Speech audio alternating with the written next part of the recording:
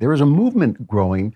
I don't want to categorize it because it's between different women with different points of view. I'll call it generally conservative feminism, but a lot of them don't want to be called conservatives either.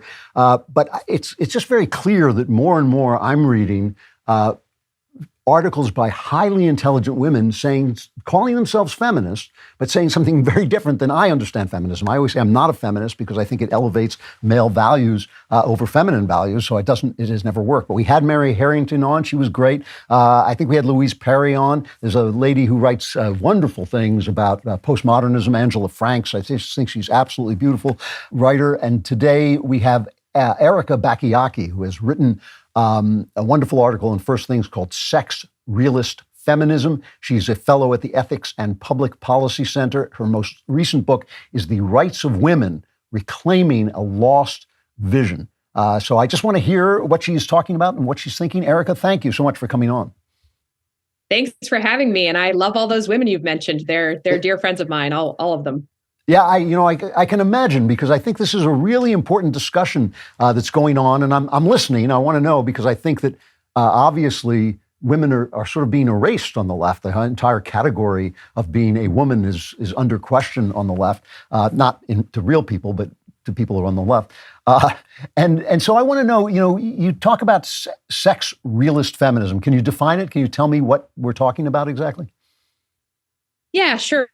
Sex realist feminism. I mean, I go about this in a sort of deeply philosophical way in my piece in First Things, where I look at sort of the way in which Plato and Aristotle both got something right, lots of things right, in fact, but then also got some things wrong that sort of put us in a position where we've had to women have had to sort of think through what feminism might mean throughout the centuries, really, right? But so what realist feminism really is doing is just taking reality seriously, which, isn't being done all that often by feminists, especially as we progress here through the trans ideology. So what are we taking seriously? Well, the reality that human beings are sexually dimorphic, right? We come in two bodies, male and female. We cannot change our sex, but really also the reality that the burdens and privileges of sex, so of sexual intercourse, but also of sex differences, are asymmetrically distributed, right? So I think that that's a really key play, is like, why is it feminist then? Is because these asymmetries, because of these privileges and burdens, that women do have interests that are particular to, say, their vulnerability and dependency that comes with being the sex that, reproduces within itself. And the reality that men and the male body is on average stronger, faster, more sexually desirous, more aggressive, et cetera.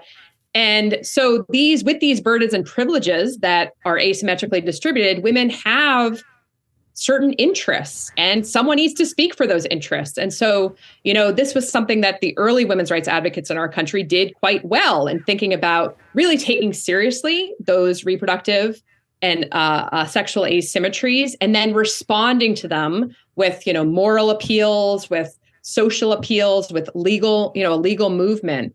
And that's something I really try to trace in my recent book. So this is all makes perfect sense to me. There's an added part of this, though, that since we are evolved creatures, since we come into being over time, women have an emotional stake in the bodies that they have, and in the life that they have, and in the lives that they produce, that it seems to me has completely been eliminated as a playing card in the game of trying to figure out how men and women are treated. So women like babies. I mean, that was one of the things I loved when I was talking to Mary Harrington. She said, I found out, I kind of like this baby and I want to take care of this baby. How do we take that into law? I mean, can that be considered in law? Yeah. So my expertise, I have a background in political philosophy. My expertise is actually in equal protection law. And so what I also try to do in this piece and First Things, and also in my book, is kind of trace the evolution, or I guess we could say devolution, of sex discrimination law. I think at root in our country, sex discrimination law really provides a corrective to, the way in which American law at its origins really, did sort of what I think Aristotle got wrong, which was overplaying biological difference so much that women, especially married women, were kept out of, were excluded from certain professions and all of that. what sex discrimination law said was, hold on, yes, women have these distinctive reproductive capacities, and that's actually what makes them women. But we don't want to define them exclusively by those capacities.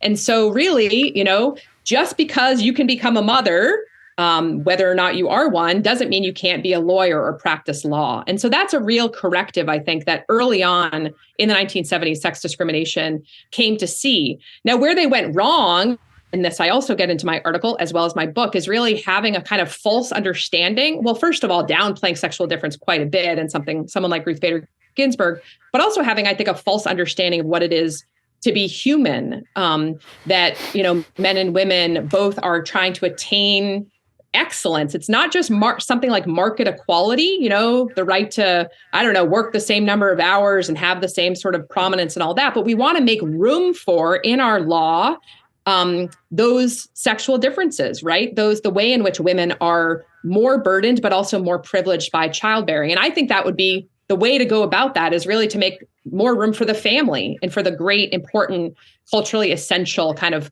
deeply formative work of the family in our institutions, both in terms of the market, but then also in terms of our politics. I mean, if you think about it, and I know you know this very well, is that the work of the family, when done well, is really that which makes all other goods possible: civic, political, economic. If we're slacking, if moms and dads are slacking, we, don't have virtuous citizens. We don't have virtuous friends and spouses and all that. And so that work is deeply important.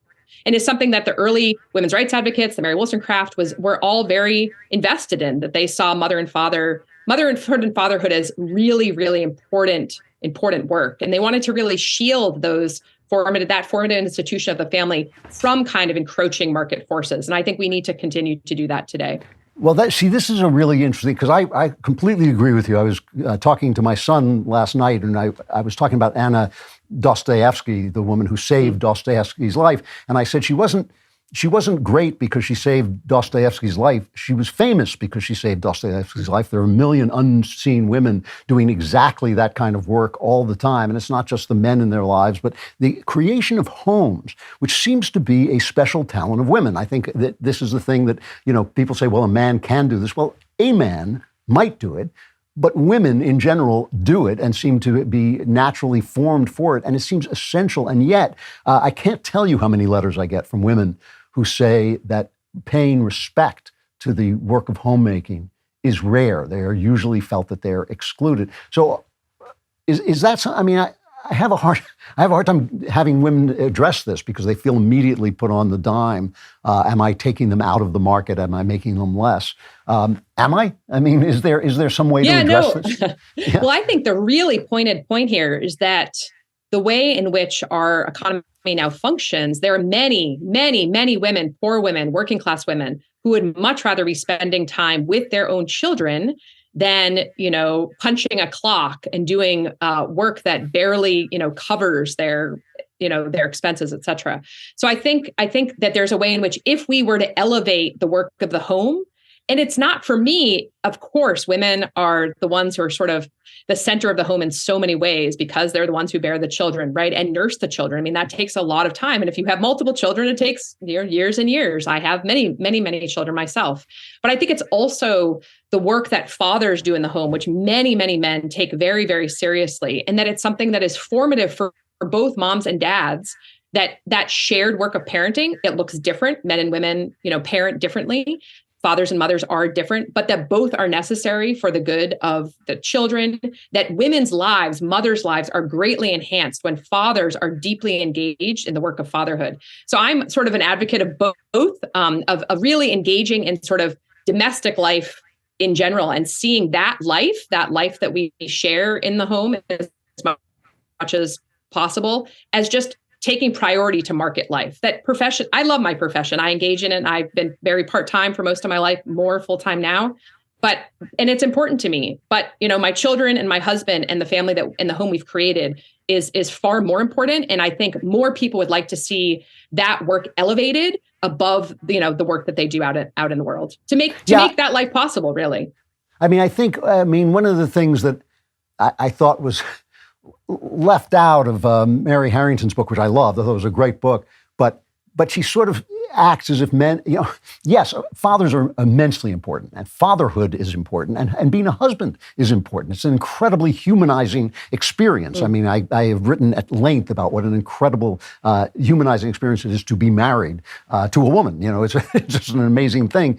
But at the same time, I think that most of the men I know live in their profession. Their identity is connected to their profession. I'm an artist, so my entire identity is connected to my profession. In a way, my wife's is not. I mean, she did the same thing. She raised children and then went full-time into a profession, but it's still not all of her life. And I think that that's normal. It may not, obviously it's not universal, but it's normal.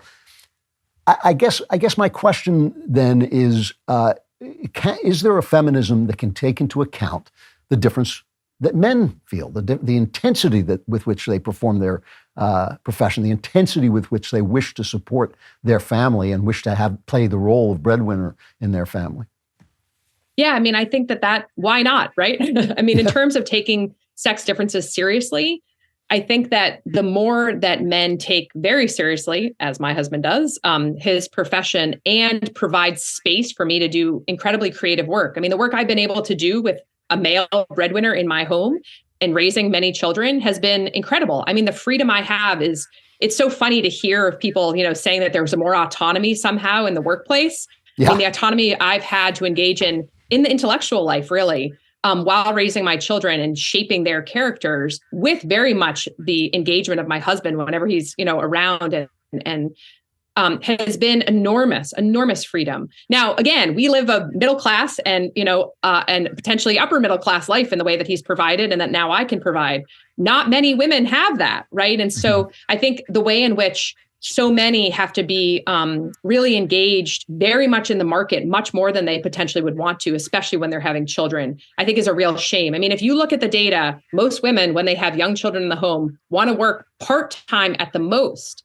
And so that's where, this push that we see, I think both on the right and the left, but of course, especially on the left, of, getting women full-time in the marketplace so that we can increase GDP is a shame. Like, why not think about what it is that women and men want, especially in those who are economically, really struggling? Like, what is it? How could we benefit? How could we think about family policy that could really benefit women so that they weren't, especially those low-income women who don't have the kind of freedom I do, could not have to go to work 2 weeks later, which many women do. And I think that that's a place where, people who value the work of the home really need to kind of get behind the kind of, the real struggles that lower income Americans, especially women, have. Yeah, and they're frequently the people who are hired to take care of the children of rich women as they go to work. Talking to Erika Bachiochi, her book is The Rights of Women, Reclaiming a Lost Vision. I'm running out of time. I do want to ask you one thing, that you're a Catholic, I believe, and you are opposed to abortion. Does the feminists essentially claim that without abortion, women have lost their equality? Why are they wrong? Or are they wrong? Yeah, so this is a huge bit of my legal scholarship, is really taking on the equal protection arguments for abortion rights, which are really the most popular in the legal academy. Yes. And I really think there's a deep male normativity in that argument. I think that the argument that is that women ought to be just as autonomous. I mean, it's an equal autonomy argument, that women ought to be autonomous just like men. So whereas men can walk away from an unexpected pregnancy, women ought to be able to walk away too. Of course, women and men have different bodies. And so when women are being expected in some sense, and then the market and political institutions and public institutions are shaped around that capacity to walk away from caregiving, then women who choose to care don't have, that kind of room for caregiving there. And so I think it's been actually a hatchet against really, transforming the marketplace and our politics around the needs of the family. I think it's been in that way devastating for so many women, like the ones I've talked about. And I think that male normativity goes to the core, but it's something that very few feminists see. I was very glad that the brilliant Mary Harrington, was able to see that, and many others, I think, coming around too as well. Erika Bachiochi, thank you so much. Bachiochi, thank you so much. The book, again, is The Rights of Women, Reclaiming a Lost Vision, and her article was on Sex-Realist Feminism. You guys, I have to tell you, all of you are doing work that I'm finding absolutely fascinating and exciting and new and fresh. Mary and Louise Perry and Angela Franks and you're just doing tremendous stuff. And I'm sorry you're not on all of the networks, but you're always welcome here, and I hope you'll come back. Yeah, can I make a final plug, which is that we actually are all together at Fair Disputations. You can find us on Twitter at Fair Sex. And so we're all featured authors at this one site called Fair Disputation. So come read our work there. And we've actually, curated lots and lots of work from other authors as well. So great. I will do that. Have you follow us there. I will. And I hope you come back here. Thank you. Thanks. For more great content, like and subscribe to The Andrew Klavan Show, wherever you get your podcasts.